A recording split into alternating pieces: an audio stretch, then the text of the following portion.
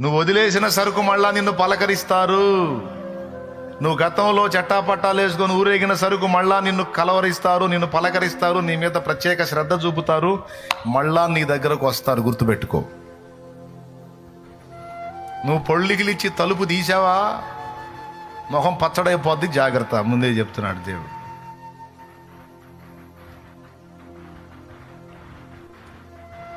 హో సైతానా అన్నావు అనుకో, బాగుపడతావు.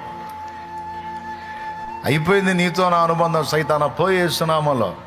ఇక నువ్వు ఎంత గిలగిల దన్నుకున్నా నేను నీకు లొంగను అని నిలబడ్డావు అనుకో, నిన్ను గదిలించిన వాళ్ళు కూడా మారు మనసు పొంది నీ వెంటబడే చర్చికి వస్తారు.